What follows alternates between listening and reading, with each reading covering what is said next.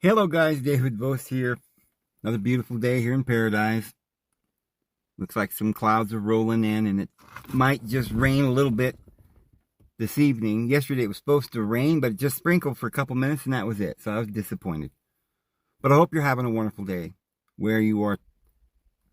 Today, friends, I want to share some interesting things with you. In continuation of the one we did yesterday, where we mentioned the city of Zion was where the Gulf of Mexico is today. So we're going to talk a lot about that and some of the things that Joseph Smith said. And it's going to blow your mind. Now, if you're not a Mormon and you don't believe in the Book of Mormon, don't worry, because you're going to find this interesting. And no, I'm not a Mormon, and I don't believe in Brigham Young, but I do believe that the prophet Joseph Smith was a prophet. And I do believe that he restored a lot. And he found some golden plates and some other things that we're going to talk about. And I believe that Helena Blavatsky was a prophet. And I believe that others who may have lived and written things. And I believe in all the Holy Scriptures, all the way back to the very beginning, and Buddha and Krishna and all the rest, and Zoroaster. All Scriptures inspired of the Lord. And the Lord sends prophets. And when those prophets come, they usually have a group of individuals that believe it, and then they end up not being as righteous as their own prophet. And so they fall away into sin. Especially because Satan always tries to come in and snatch away what the Lord does, the work that the Lord does. So when Jesus came, it was like a final revelation to man, and the apostles said, once and for all delivered unto the apostles and the holy prophets. And yet here we are in the apostasy. And there's absolutely good reason to believe that we will have a latter-day prophet, and there will be yet prophets to come. In fact, anyone who is a Christian has access to the Holy Spirit, and that's what we're supposed to receive and prophesy. And the Bible tells us in Joel that in the latter days, your young men will prophesy and your young women will prophesy and have visions and dream dreams. And this will be the outpouring, or the second latter rain, as the Bible says. So don't be surprised to know that we have a prophet. Now, don't also be surprised to realize that when prophets come, right after they pass away, they're usually martyred, as Joseph Smith was. He predicted his own death and everything was going to happen to this, basically here in the world, until the Christ comes. But as soon as he passed away, Brigham Young came in, which had nothing to do with Joseph Smith. He wasn't one of the apostles or the witnesses to the Book of Mormon or anything. He had nothing to do with Joseph Smith. When Joseph Smith was martyred, his wife hated Brigham Young.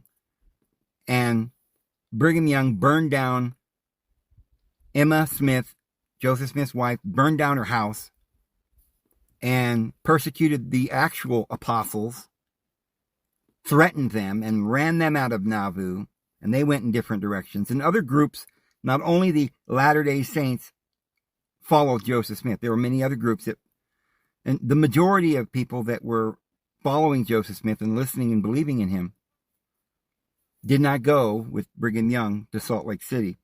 However, Joseph Smith did leave prophecies that said that the Mormon people, many of them, would go to the Rocky Mountains and make an empire in Salt Lake. And he said that they would become powerful and rich, and they would become apostate. And that a group of individuals would go south from there, and somewhere here in the Rocky Mountains, near where I'm at, in the area around the Arizona-New Mexico border, down to the Mexican-United States line, he says he pointed to that on a map by Snowflake, Arizona. And the guy that was witnessing this said he didn't know if it was Snowflake or someplace a little bit south of there, because in those days, we didn't have all these cities like Phoenix and all these other cities, you know. The map, there weren't that many people there. This is the wild, wild west. And Snowflake was a little community that had been already, people had gone there and began to make a little town in Snowflake. So that was a place on the map. So he pointed it near there. And he said, this is where they're going to, in the latter days, do the united order before Christ comes, which is having all things common and, you know, gathering unto the Lord, because you should not forsake the gathering of yourselves one to another, the Apostle Paul says, even as you see the day drawing near. So as the day draws near, it's more important to gather, because the purpose for gathering is to bring back Zion, to gather together, and we are gathering unto Zion, is what the Bible actually says. Now, we've talked in the past about a lot of these things that today Mormons just don't understand. Joseph Smith was going west. He was in New York. He was born there. There's a hill called the Hill Cumorah where he found the plates. He was a very young man, and he was told to go west. And they went to Ohio, Kirtland, Ohio. And mind you, Mormons will tell you they got the endowment there, and they had all these secret, you know, Masonic rituals and stuff. They never had any of that. They didn't believe in any of that. And Joseph Smith spoke against the secret combinations, and he spoke against polygamy. In fact, this is why he was murdered. And he went to court and put his hand on the Bible and swore that he did not believe in polygamy and had no other wives. And there has never been 1 ounce of proof that Joseph Smith ever did. And his wife said he didn't. His kids said he didn't. All his family and friends said he didn't. There is no children that have ever been found, the DNA, or anybody who's claimed to be his children. So if he had any other wives, they weren't having any conjugal visits. And there might, you know, some people have speculated that Joseph Smith didn't believe in polygamy, but he was doing some kind of sealing or something where people were sealed him in the temple. But remember, there was no temple when Joseph Smith was here. They built a temple in Salt Lake after he died many years later. It's some Gothic temple that, you know, Brigham Young came from the Cochranites, which were polygamists, and he brought that in there. These were the York Rite from New York that were kind of organized by Albert Pike, who made the Masons. And the branch that they sent west was with Brigham Young, a very small group of Mormons. Actually, most of the people that went to Salt Lake weren't even the original Mormons. It was just a group that were coming in recently. They didn't even know Joseph Smith, or Joseph Smith didn't really know these guys. And he spoke against them because they had Joseph Smith in prison most of this time. And Joseph Smith sent letters condemning Brigham Young and even disfellowshipping him eventually. But there's a lot to this. We're not going to be able to go into all of that. But I've done some videos on it. But this video will be very interesting for Mormons, but also non-Mormons, because I want you to understand something that is very important. We do have prophets, and it would be interesting for all of you, or any of you, to know the information I'm going to tell you. So when Joseph Smith went from New York and they went to Ohio, they did build a building, a church building, and it may have been called a temple by many, but it wasn't anything like Masonic rituals. They had endowments there, but it was the Holy Spirit. It's like Christians today. They believed in receiving the gift of the Holy Spirit, and they spoke in tongues. But they didn't do any of these sealings like polygamous things and handshakes and secret rites or anything that way. Then they went, driven out of there, they went to Nauvoo, Illinois, and there they built another temple. But again, there was no Masonic order or anything. It was more or less just like a Christian organization. Although Joseph Smith did introduce many things that were of this esoteric wisdom, and much of that was known by the Masons, because the Masons go back. Remember, George Washington was a Mason. Joseph Smith's dad, his brother, and probably himself were all Masons, but not of this York Rite that Brigham Young brought in. That was an infiltration of Masonic society. It wasn't a secret evil society at that time. They were trying to bring about liberty and justice and freedom, and they made the Constitution. They weren't racists. They were abolitionists and all of this. But Brigham Young, on the other hand, was a racist and a polygamist and didn't believe a lot of the same things. So they went to Salt Lake. Well, when they got to Nauvoo, they were continuing to go further west because they were still being driven out. And they went to Missouri. And so there are some verses where Joseph Smith said that in far west Missouri, they would build the New Jerusalem.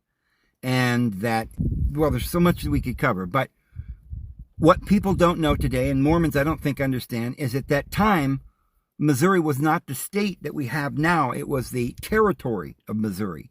And it went all the way to the Rocky Mountains.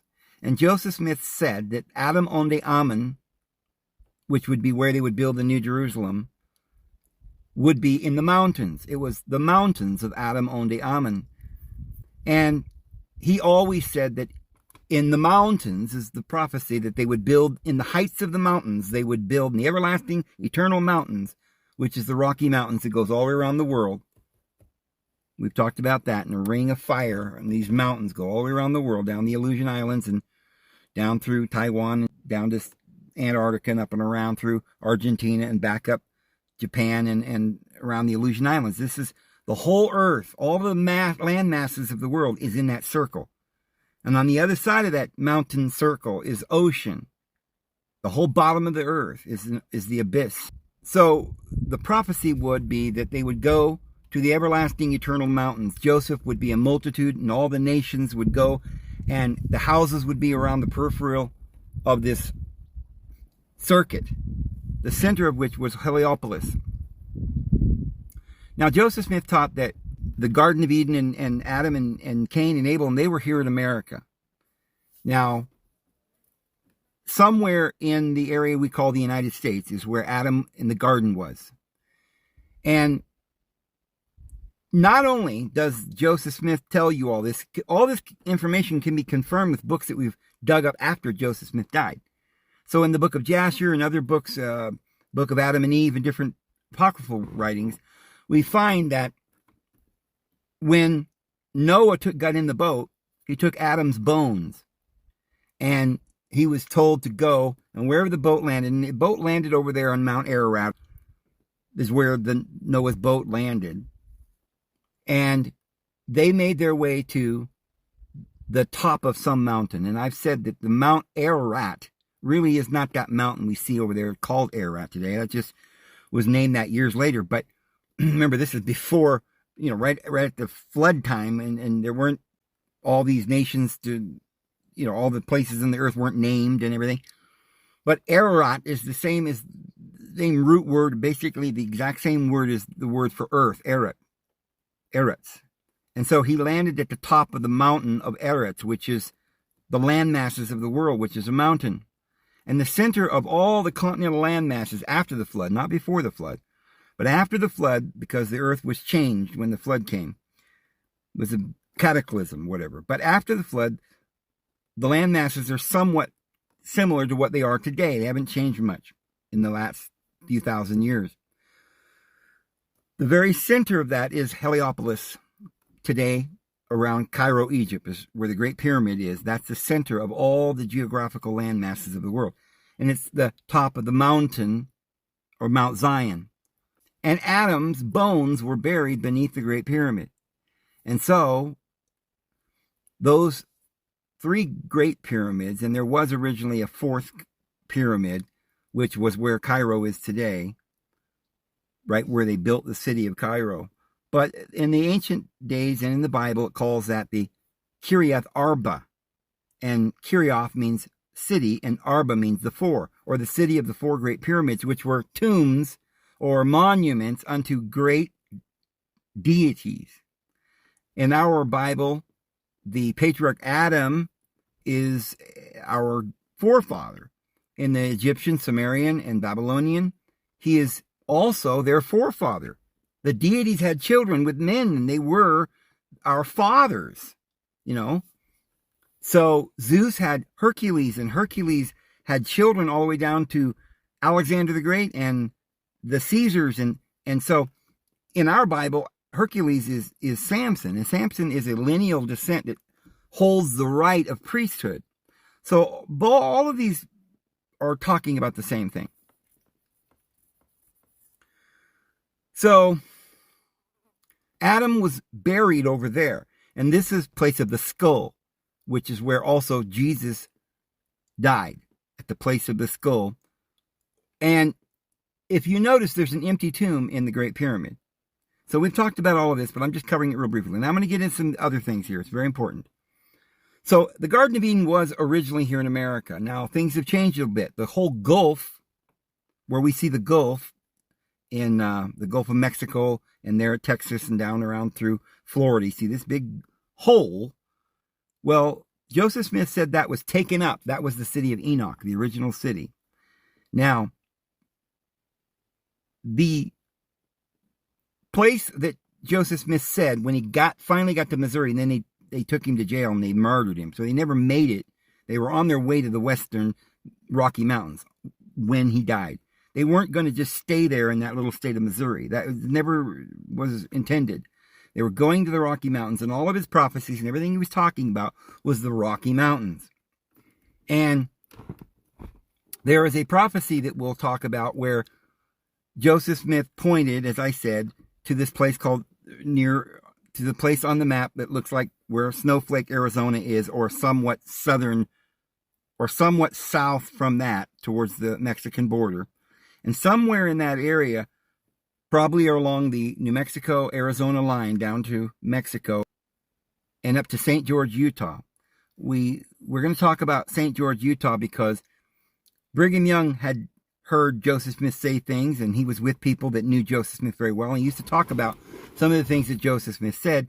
And one of the things he said was that Moroni dedicated that land there where the modern Mormons built their temple in St. George. And he also said that there was a group of robbers called the Gadianton that were there. So we know that wherever these Gadianton robbers were, and where Moroni was before he deposited the golden plates back in the ground at Cumorah in New York, because he wandered for 40 years after the battle. The last battle may have taken place in New York, just when they were trying to kill a few of the people that were running. But the big battle where Nephi lost his power, because there were 5 battles, but the first 4 that were decisive and destroyed and scattered the Nephites in their power happened in the area around New Mexico, as we'll say, south of St. George, Utah. And this can be confirmed with all the things. We're going to go in and talk about these things. I find it very odd that Mormons today don't know more about their own book. I don't think they read it, and if they do, they just read it, like it doesn't mean anything. I think they go into it just thinking, it's probably just a fake book, even though they believe in Joseph Smith and they believe in the Book of Mormon, and yet they don't seem to believe in it enough to study it and to go have archaeologists see where the places are. And it's just really weird. They get these weird, like they won't commit to where the Book of Mormon took place, even though the prophet Joseph Smith said where it took place. We got a whole book on it, but he tells us about many of the cities and where they were. He spoke of the entire United States as the battleground where those 5 battles started. And he even mentions that where they come along one day when they were traveling, and he found a man named Zelph that was a warrior or something for the Nephites. And it was said, Joseph Smith said he was well known, a very famous man amongst the Nephites, from the Rocky Mountains all the way to the Hill Cumorah in New York. So a lot of statements like that tell us that the whole land from the Rocky Mountains all the way to New York. Now, why not beyond the Rocky Mountains all the way to California? Well, perhaps that area didn't exist. Maybe it was underwater. We're not quite sure. Now, scientists say that it wasn't. They don't think that, if you've gone over to Nevada, you've noticed that there's a lot of seashells all over the ground. Of course, it's 6,000 feet. However, if you go to the Baja Peninsula or the Gulf of California, it goes up to Arizona and California there. In fact, you can go from the Gulf of California and go up through where it stops at present day. There's actually a series of seas, like the first one's like San Felipe or something, and there's the Laguna Sea or Laguna Salada or something, and you've probably heard of the Salton Sea, and this is up by California. This goes it's below sea level at the Salton Sea, so it wouldn't have taken maybe an inch of water higher, and that water would have backed up all the way up into California. And in fact, even California, which has some of the highest mountains in the world, but the valley, the Sacramento Valley in between, and the lower 2/3 is the San Joaquin Valley, is very low, like 100 feet or something. But the only thing that keeps the water from flowing into the Sacramento Valley is this mountain range, a little kind of like a door or a mountain gate, right? Because there's mountains on both sides of the Sacramento San Joaquin Valley. And on the eastern side of that breadbasket there in California, that's very low elevation where the Sacramento River goes down, there's some very high mountains like Mount Whitney. It's 14,000 feet. And on the other side, you have mountains going up through Santa Barbara and I suppose San Jose, and all the way up through San Francisco, and clear up into the Mendocino National Forest and the Trinity National Forest and the Redwood National State Park and Klamath National Forest, and goes all the way up to Oregon and Washington. But in the middle, between those mountains in California, the middle part of California, is a very low basin, which is just like almost sea level. And the water would be rushing in there. If the water came up to the Gulf of California and came and got just a little higher, it would absolutely, no question, fill in the Salton Sea, the Laguna Sea, and it would run right into the California and fill that all up, and those California would just be islands. But when that actually happened, we don't know. We don't know when there was water there, but we know there was water there. And even Nevada and areas around Utah and stuff that are 6,000 feet, there's seashells all over. It's just like sand. There's nothing there but sand. Now, there are a lot of reasons why it might be that way.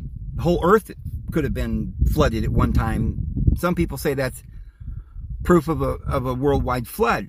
But it's pretty obvious that the water originally, you can see the watermarks all over the hills around there. And that was, well, even Salt Lake, the Great Salt Lake, was once called Lake Bonneville, which was a vast lake. And there were other big areas that they called different things. But at one time it was all under the water. So the Rocky Mountains were, at one point, at some time, they were bordering the ocean, but we don't know when. But even without that, the whole country of Mexico is kind of a narrow strip of land. And Mormon peoples today, a lot of them believe that the Book of Mormon took place down in South America, or not actually South America, but maybe Central America. And in the area around Guatemala, Honduras, El Salvador, and Guatemala, and up through Mexico. And there's a reason for it, because when Joseph Smith was here, there was printed in their periodicals in their magazines and papers that Lehi landed in Chile. Now, Chile's quite a bit further down from there. I mean, when you get to South America, you got to go through Colombia, Ecuador, Peru, and then you get to Chile. But supposedly he landed in Chile. Now, that's a long ways to migrate to get to Mexico. It isn't absolutely certain that Joseph Smith agreed that that's where Lehi landed, and there's not really any consensus then as far as that goes. But it does seem that Joseph Smith knew about that, and he never denied it. We know that there are Mayans, Native Americans, we call them Mayans, and there's the Chichen Itza, and there's the amazing temple we find in Peru, which isn't really very old. So, we also know that in Brazil, there was once a vast civilization that we didn't know about for a long time until recently. I don't know the exact timetable when those individuals lived. But as far as I know, they haven't found really any very, very ancient. They're not, not a lot has been done to say, okay, here's a city in South America that's very, very old. However, we do know that Mexico City is a very old area, and there were ancient ruins there. And we also know that from various other reasons that Mexico City was called Enochticlan. Well, it's not a coincidence that Enochticlan is Enoch's land. And so it fits quite well, since that is only a few miles from the Gulf, which is where Enoch was. So I am completely and absolutely confident that combining with what we know and the names of the land, and the whole area is called Ixtlan, I-X-T land, Ixtlan, is their way of saying the Greek Atlas or Atlantis. The name Atlantis, which is mentioned by Plato in his Timaeus dialogue, is from the ancient Greek word, which literally means Atlas's island. A lot of people don't realize, but Atlas was probably before Zeus. He was one of the original Titans.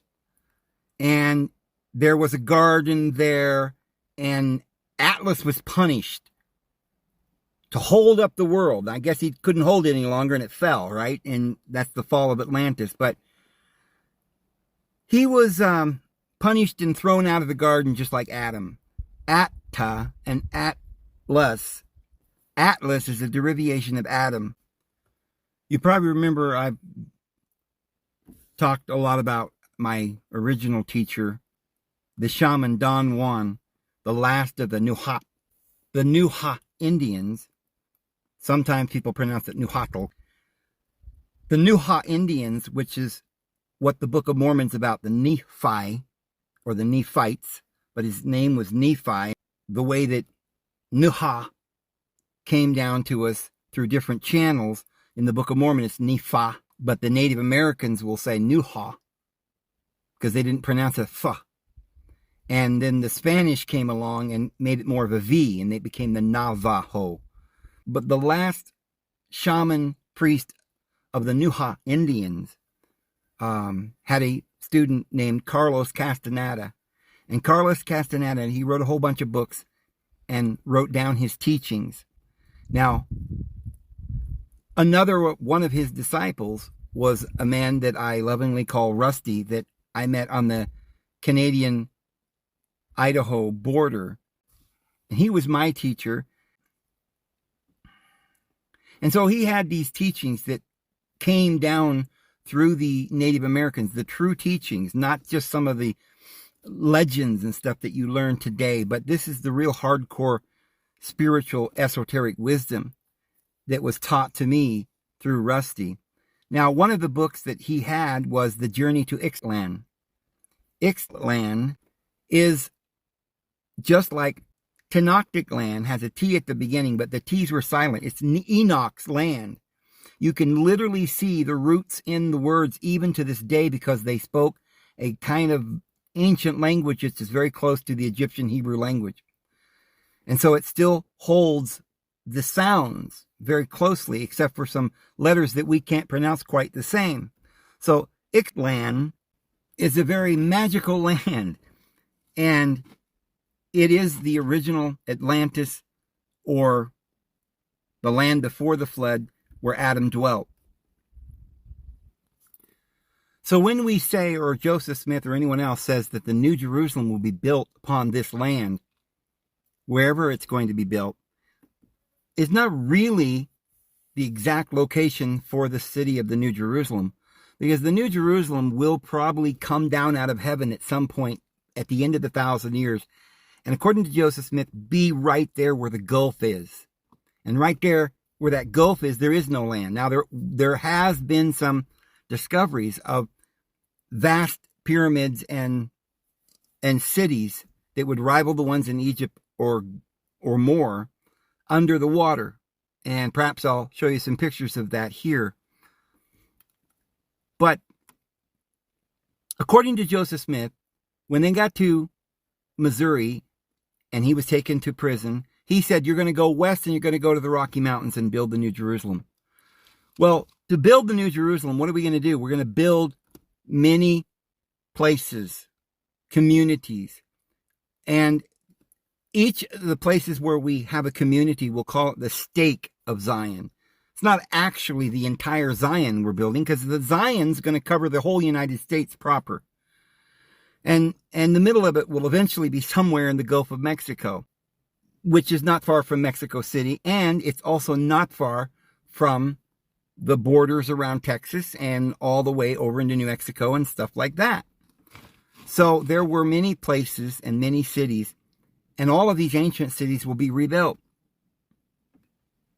But when we build a city or we have a community, it is a stake, because the Bible talks about stretching out the tents of Zion and making her tent pins or her stakes strong. The stakes are what you use to pull the tent wider, and we have to stretch the tent and make it wide. And so it's going to include the whole world. But the center of Zion will be the top of the mountain, which is just like it has been before. The area we call Egypt, where the Great Pyramid is, there's a big pyramid there. That's the center. And that's when you go north, you always go up. And that's the top of the mountain. And the whole rest of the continental land masses is the big mountain. Well, there's going to be a cataclysm before that. This is why we know that we're about to go through a big cataclysm that will, even Helena Blavatsky said that land will begin to rise here in America. We'll get a bigger continent. And over there in the Middle East and stuff, that's going to sink, and it'll, different areas, I don't know where, it'll be smaller. But the center of the land masses will no longer be over there in Egypt, but it'll be back here again. Probably every time that the earth flips on its axis, certain areas sink and other areas rise. So the center of all the Lord knows where it is. See, before it happens. He knows where it was before. It's right in the center of the Gulf of Mexico. So that'll be the center of all the land masses of the world again. That's Zion. And everything else is the tent that's stretched out, that dome that we were talking about the other day, which is the stars above us. And the tent will be stretched out all over the world, and the New Jerusalem in the center of everything will be right there between Texas and Mexico, right in the Gulf. That's going to be Grand Central Station for the New World. But it's interesting that because some of the Mormons are aware that early Mormons believed that Lehi landed in Chile, they assume that all the Book of Mormon was carried out down there at the area around Central America. But I don't know why they don't believe Joseph Smith, their own prophet, who said that the hill Cumorah is in New York. Now that's a long ways from Central America. And so, because of that, and Joseph Smith said that Zarahemla was in Iowa and Manti was in Missouri and different things. And he said that the New Jerusalem would be built in America, in the northern United States area, in the area where we call the United States. So some have rightly said, well, then it couldn't be down there, or at least it couldn't all have been down there. Maybe they landed there, but they had to have fought their last battle in New York. So others have said, well, that's too far. That's like thousands and thousands of miles. It couldn't be about that whole area. It must just be, you've got to pick one. Well, if you're going to pick one, the northern part of the United States area or the Central America area, why would you pick the Central America area when the only thing we have that has anything to do with Central America is that little clip in some magazine written in 1840 or something, where, and not even Joseph Smith is the one who wrote it, but it just said something about that's where Lehi landed. But we don't even know if that's true. But we do know that Joseph Smith was in New York and found the plates at the hill called Cumorah. And he said Moroni met him there. And he said that was the place. And he said Zarahemla was in Iowa. And he said Manti was in Missouri. And we know that he said Zelph was from the Rocky Mountains to New York. And he was a Nephite Indian, a warrior. And we know many other things. So it seems strange to me that people would say, oh, well, then it must be down there in Central America. It's just ridiculous. On the other hand, there are those who think, well, it's too far, so we're going to scrap that part and keep the Zarahemla and the Hill Cumorah, and we'll say that maybe Lehi landed in Florida. And they say that the Hopewell Indians are the ancient Nephites. Well, they were, because those mounds you find in Tennessee around Chattanooga, where I actually lived for 13 months, which is a beautiful area, and I lived right in my backyard was one of these mounds. And I went and looked at it, investigated it very carefully, and it's certainly not a temple. It is a fortified area because it was a war for about 100 years. They fought wars in that area, the Nephites and the Lamanites, and it's exactly what the Book of Mormon says. But the thing of it is, if you're going to go that route, you'd have to say that he landed at the very end or the tip of Florida, and that the land where they were that had a sea east and a sea west, and it was a narrow strip of land, could have been Florida. And then they spent most of the time of the Book of Mormon talking about Florida. And then after they fled, they went north, they might have gone up to New York. That's possible. But there are problems with that. The huge problem is that Zarahemla is in Iowa. It would be completely out of the scope of the lines and directions that are there, because that would be more or less going west now. It's very clear that they're talking about oceans, and the sea east and the sea west is the Pacific and the Atlantic Ocean. But then you've got the problem of the United States being 3,000 miles, and it's not a narrow strip of land. However, the narrow strip of land is Mexico. If we take all the information that Joseph Smith gave us, and we don't throw any of it out, we keep the part about how Lehi landed in Chile, northern Chile. We keep the part about the narrow strip of land, the sea east and sea west.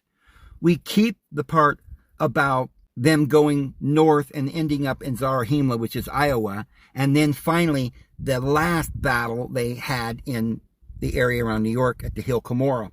And they buried the writings. So it seems to me, and it always has, since I was younger and I read the Book of Mormon for the first time, I was certain in my mind, the Holy Spirit just told me very clearly that that was the case, that it starts in Mexico and ends in New York. And we're going to show evidence for that today, and I don't know if we're going to get to all of this. We might have to do a second part to this. And friends, this is going to be absolutely blow your mind, crazy interesting as we get going. I've got to sort of make a foundation for the rest of this as we go. So sometimes it starts a little slow. But you're going to find out information that you probably never knew before, and it's so fascinating and amazing because this is not just speculation. Now, as I said, there's a lot of things that just baffle me about the Mormon people. Like they don't know that if you do any research, you'll find that all the Native Americans originally spoke some kind of a Hebrew, Egyptian type language. And there is, to this day, there is so much that could be done archaeologically that I don't know why the Mormons haven't done it. Nowadays, there are more people coming out and investigating all of this. And there is absolute proof now, archaeologically, that all of this happened, including, as I said, the name of the Nephites, which is the actual name of the Native Americans.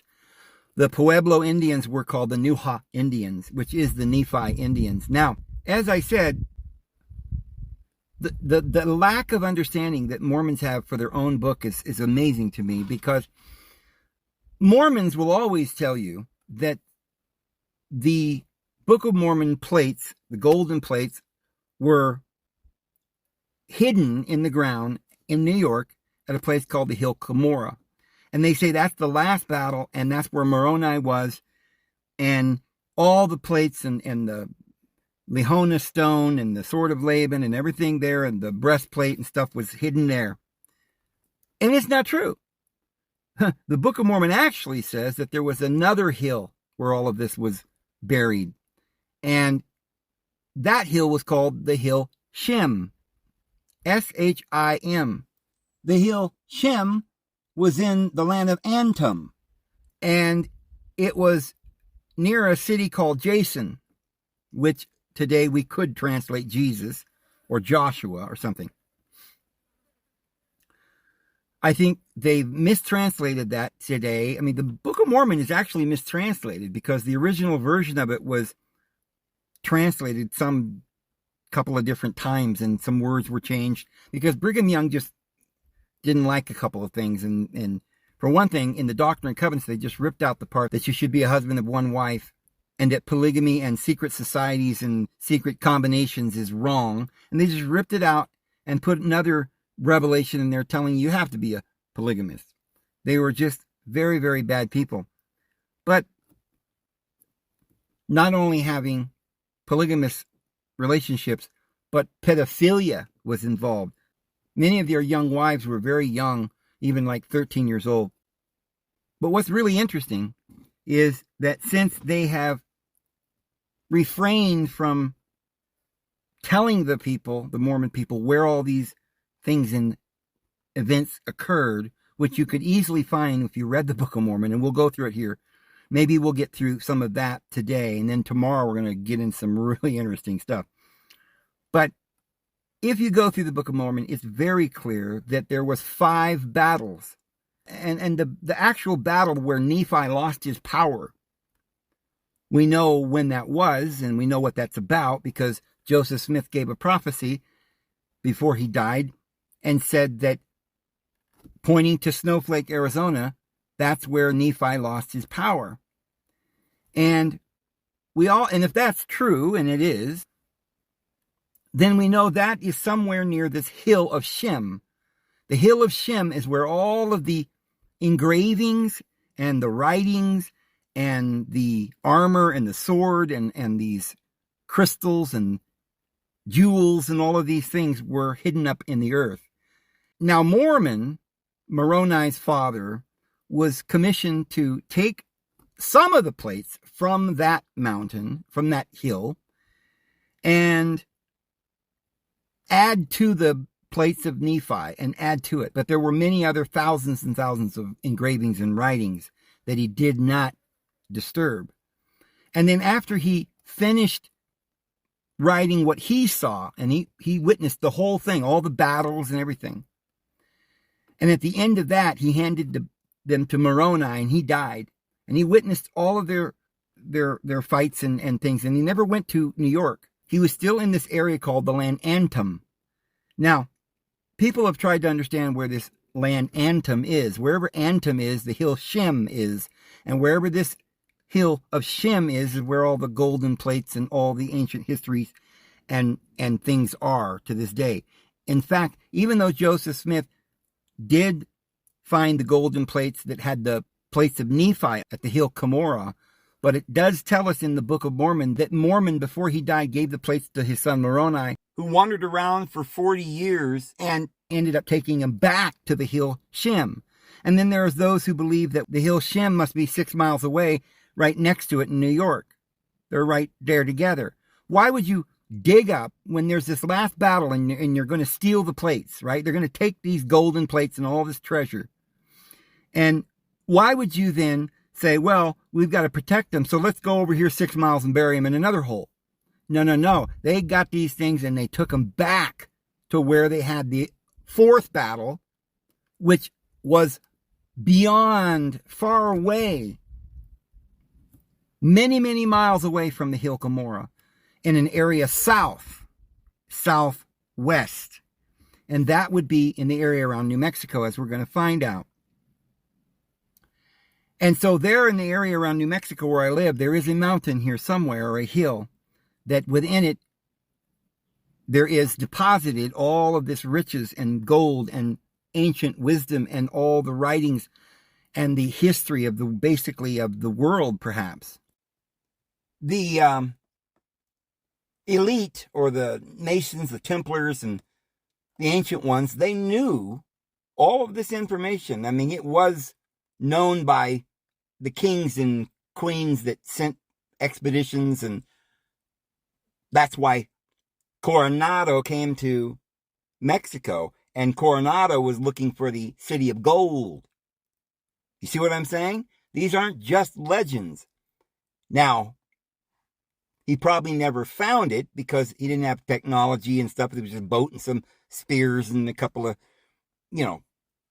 knives and, clubs. They really couldn't get the native peoples to let them know where. But I do know that the story goes that Coronado really believed it was with the Zunis. And the Zunis are about 3 miles from me. And there's a little town about 20 miles from me called Zuni. And they literally have a location, an old ancient city that they call the City of Gold.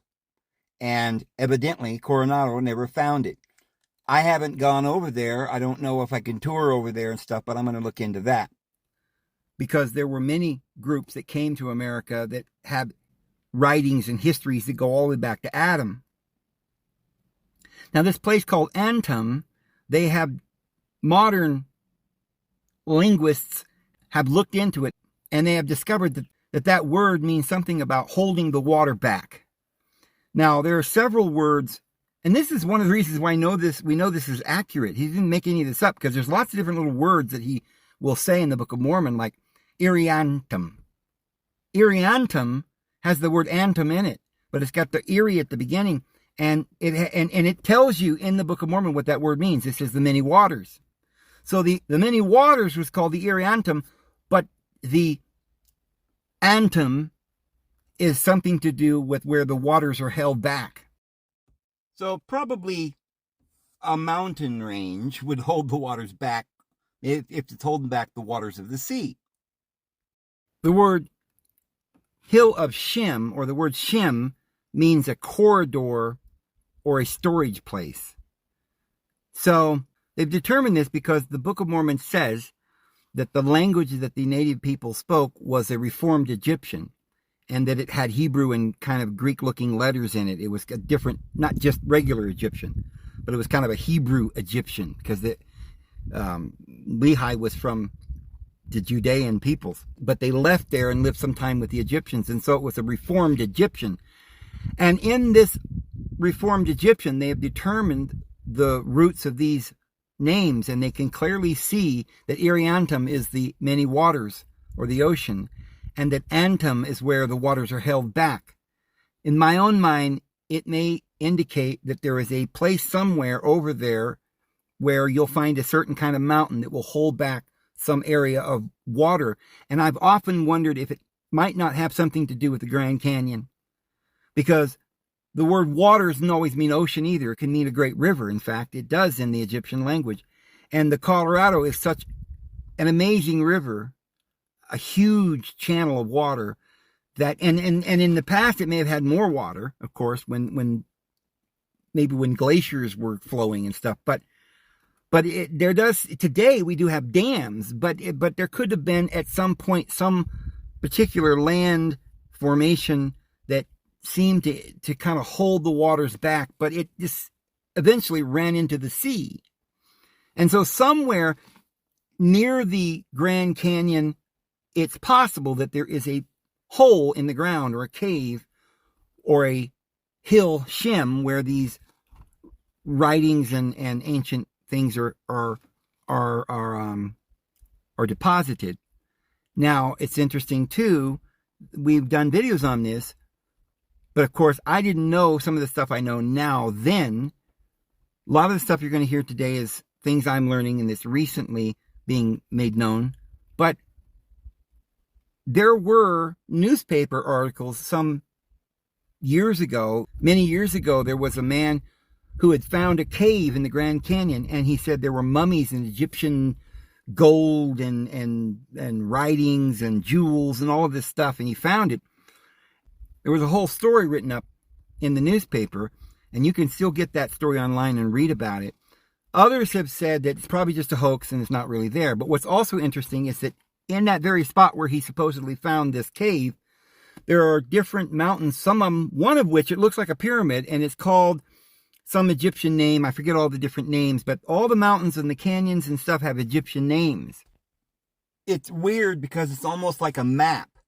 Like somebody named these peaks and mountains after certain Egyptian pyramids and things, like it's supposed to guide you, or there's some code written in the names of the canyons and peaks in the Grand Canyon.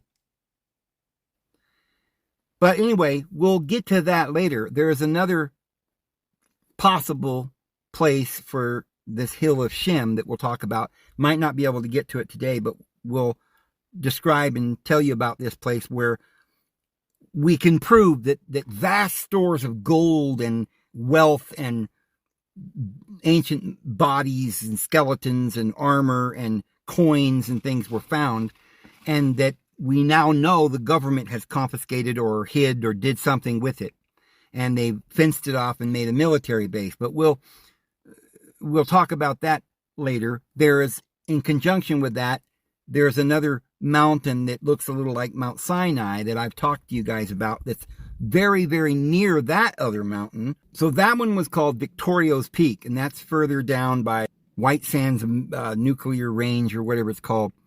And this other one is called Mystery Mountain, or the Decalogue Stone Mountain, where there's this big rock with the 10 Commandments written on it. I told you about how I went there, and they're not that far apart. And coincidentally is also behind a big fence where you can be fined $10,000 or go to prison for 5 years. It's a military base, but they just out of nowhere just put up a fence that this is military base. You can't go in there. Yeah, I had a real fun time going in there, and I almost got caught. And they came running after me, and they chasing me and stuff. It was a really, really, really scary moment that I had there. But I felt as though I had to sneak in there if I had to, because I wanted to see really what was going on.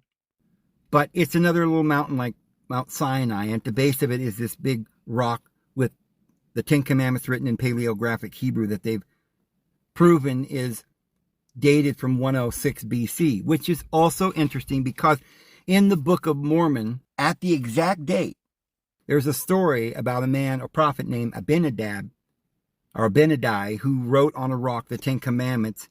And this is where, more or less, before Christ came, they started falling into apostasy and they were sinning, and he ended up writing the 10 Commandments. But they did that before Christ came because they didn't have the teachings of Christ. So they were still telling them to keep the commandments.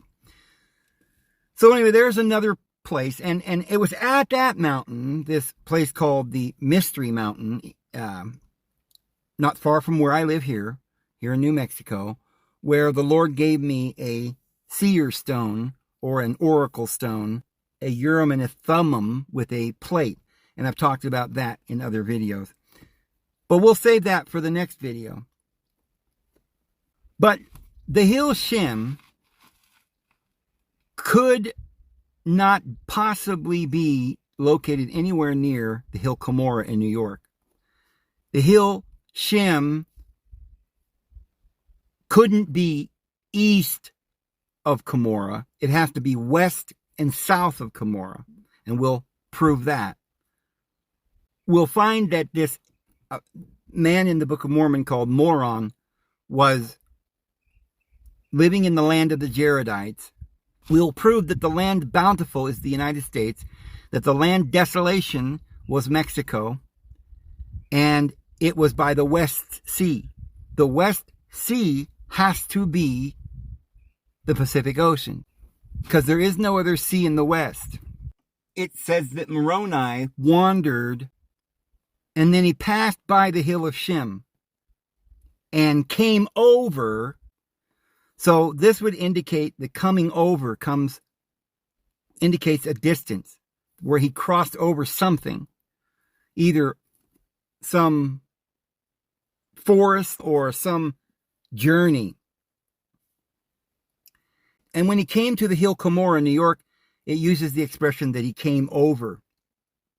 Moroni in the Book of Mormon doesn't tell us a lot of information. It's hard to understand, but it seems that the Hill Cumorah, which is in New York, was some kind of land that was joined or was part of the land that the Jaredites had control of. And so it was the land of the Jaredites, and it must have been a very large area, like hundreds of miles. So there's a guy named Nimrah, and it says that when he fled, he said, he gathered together a small number of men, and then he fled out of the land and came over and dwelt with Omar.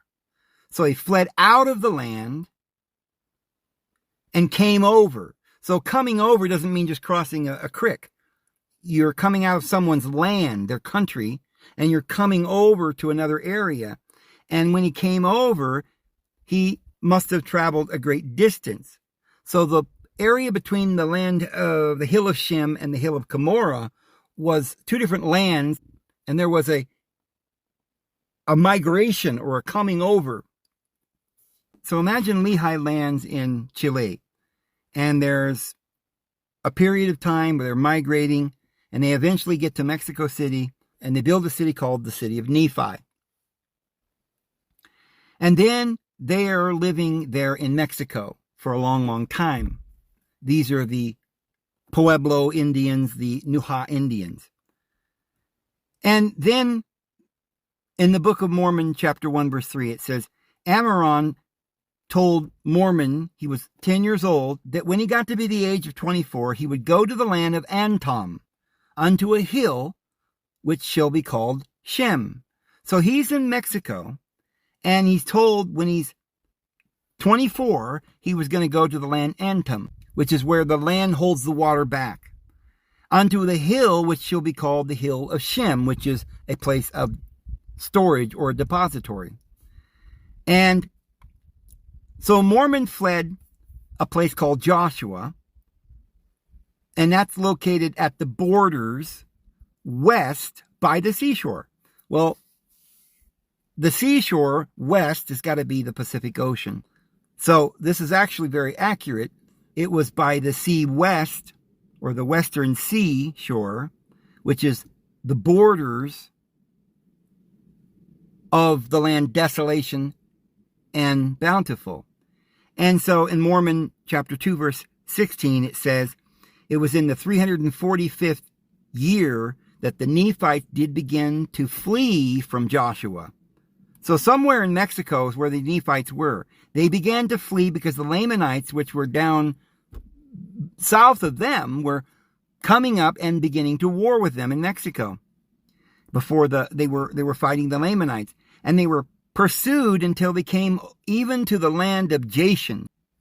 Now, Jashen has to be where the United States and Mexico border is, because there is where there is the end or the beginning of the narrow strip of land, which we're going to say is Mexico, which is a narrow strip rather than the big wide area of the United States.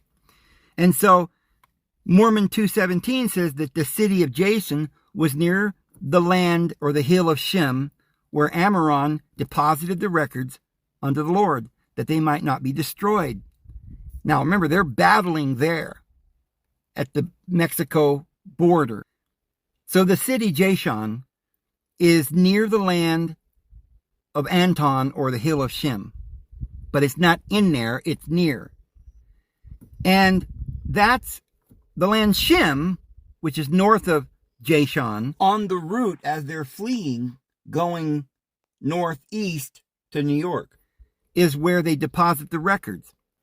It said he went according to the word of Amaron, and he took the place of Nephi to the Hill Shim, near the city of Jashan, according to Amaron's instructions. And Mormon left the rest of the records in the Hill of Shim. In Mormon chapter 2, verse 20 says, in this year, 345, the people of Nephi were hunted and driven from Jashan, which is near the border, and they were driven forth until we came northward to the land which was called Shem, S-H-E-M. So Shem is northward from the hill Shim, which is near the city of Jashan. Therefore, the land and city of Shem had to have been located between Shim and the hill Cumorah, because they're going to have 5 battles and they're going to end up in New York. But they're going northeast. Now, chapter 2, verse 21 says, we did fortify the city of Shem, and we did gather in our people as much as it were possible, that perhaps we might save them from destruction. So the area has to be like in the heartland of the Nephites when they went northward. Remember, they ended up making a capital at Zarahemla, which is in Iowa. So it's kind of in the center of the land of the United States, because the Nephites lived in Mexico, but they were driven out and they went to Zarahemla and the United States in the land bountiful, and they made a kingdom and they became numerous and they prospered. For 200 years, they lived the United Order, and it was said they were blessed and they had everything they needed and they multiplied. And so at that time, the Nephites lived in Bountiful, which is the United States, and their capital was at Zarahemla, which is the border of Iowa, Illinois, and Missouri, right there. But then they were driven out of that land and driven further north, and they gave that land up, and then they ended up coming back and fighting and recovering all of that land. So where we're at now is when they've come back and they've recovered the land all the way to the border of Mexico. And so when they went to this Shem, they went up back to where they were towards Zarahemla. And so they're in the area north of the Mexico border, where there were a lot of Nephites, because they were able to get 30,000 men and many armies, along with the Jaredites that also lived in that land, that they became one nation. And this gives us a way to see kind of where they're at. Just little clues that we're looking at. In chapter 2, verse 22 of Mormon, it was in the 346th year, a year later, they began to come upon us again, the Lamanites. Not only did they defeat the Lamanites at the city Shem, but they chased them out of the land northward, which is the United States, and which is around Zarahemla.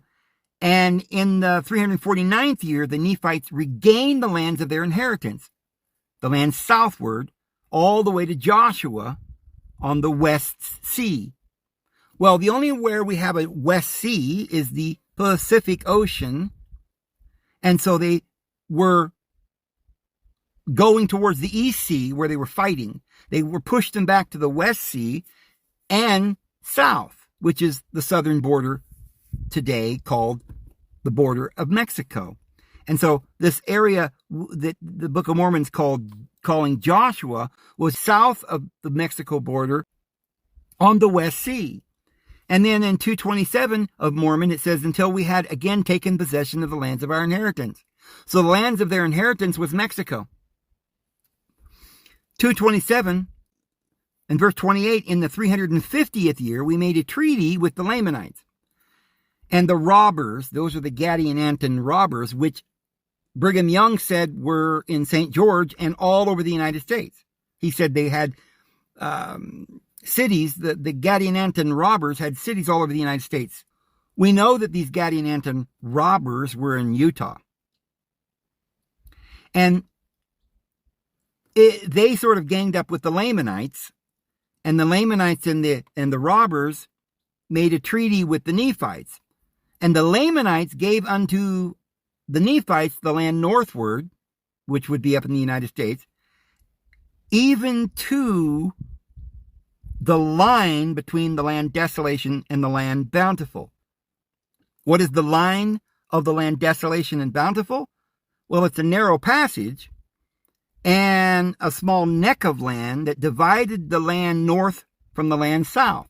Well, the land north is bountiful. That's America, and it fits the description. America, especially the eastern half of America, is very lush and bountiful. But Mexico is more of a land desolate, right? And it's more called desolate, not because it's a desert, as much as it is that there were originally, about the time of Christ, there was a flood and some fires and destruction, and many of the cities perished. It explains in the Book of Mormon. So there is a narrow strip. I'd say that is the area in around Arizona, New Mexico. I don't know if you want it. At the moment, that border isn't so narrow. But as I said, there could have been a lot more water in that area going up towards the Salton Sea and stuff, and it may have been more narrow then. But it's still narrow because it goes all the way down to South America, which is very narrow.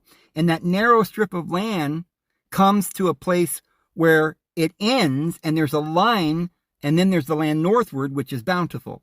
And it fits very well with the geography that we have. And so it says the narrow strip of land led into the land southward, and we gave unto the Lamanites all the land southward. So the Lamanites got Mexico.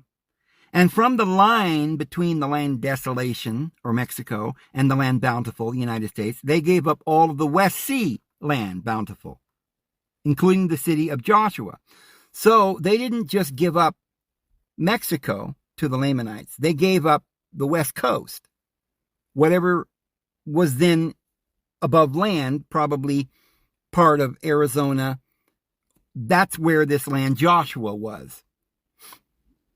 And as we've already seen, just northeast of Joshua, a little further, the land Shem is probably around Zarahemla. So between the border of Mexico and Iowa, there is another area called Anthem with the hill of Shim, which would be New Mexico. And so, from the line between the land desolation and the land bountiful, they gave up the West Sea land bountiful, including the city of Joshua, which they had just regained in the year 349 at that first battle. But then they made a treaty and gave it back up again. Now, notice that the narrow passage that led to the land southward was part of the land southward that was given to the Lamanites. But the Nephites were given all the land northward from where that passage began, and this was like a treaty that they made with them. And so in the Book of Mormon, chapter 3, verse 5, it says, I did cause my people that they should gather themselves together at the land desolation, to a city which was in the border by the narrow pass, which is Mexico, where it begins, the narrow pass of Mexico down south. And that led into the land southward, which is the city desolation, which the city of desolation was located there. And this narrow pass, because the Nephites had given that pass to the Lamanites in a treaty, in chapter 3, verse 8, in the 362nd year, they did come down out of the mountains to attack the city desolation. Okay, there are mountains. The Rocky Mountains goes through there. And they were in the mountains. And they came down and they attacked the city of desolation on the border. And they came to battle. And we did beat them again and did slay a great number of them. And their dead were cast into the sea. Well, it had to have been the Pacific Ocean. So Mormon chapter 4, verse 22. Mormon fled desolation on the West Sea after the attack by the Lamanites, and then defended a city called Boaz, which was inland and northward. So from the western coast of the land desolation on the border there of Mexico, if you go inland and north, and they fled Boaz after the second attack. So then there's another attack, and they flee Boaz. Chapter 4:22, the Nephites flee again, taking all the inhabitants with them, both in the towns and the villages, in verse 23.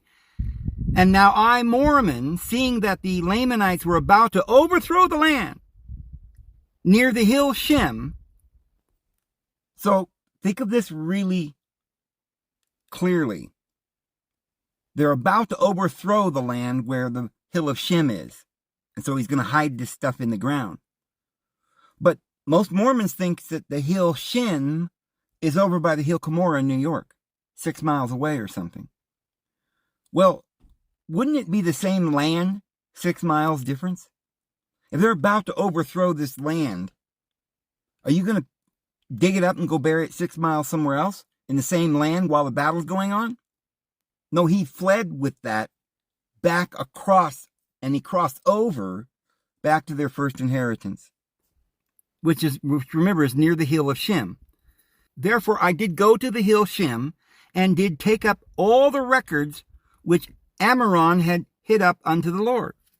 Chapter 5, verse 3. The Lamanites did come against us as we had fled to the city of Jordan, which is mistranslated. It was originally Jeshon in the original Joseph Smith manuscript. And after the third attack at Jashon, the Nephites fled northward again towards New York in that direction. We did take to flight again, and those whose flight was swifter than the Lamanites did escape, and those whose flight did not exceed the Lamanites were swept down and destroyed. Well, now think about it. If this was near New York, where this battle took place, then the people on horseback would have been riding their horses out into the Atlantic Ocean. It couldn't have been east of New York where this Hill Cumorah was. It was somewhere far away. They were traveling and coming over from the land or the Hill of Shim, which was way over in New Mexico. It probably took them many days on horseback to flee. Anyway, I'm way over an hour, so we're going to just stop it there. Sounds like a good place to stop, and we'll do the next video beginning from that thought. I got a lot more I want to share with you guys. Anyway, I hope you have a wonderful evening. May the Lord bless you. We'll see you tomorrow. Have a good one.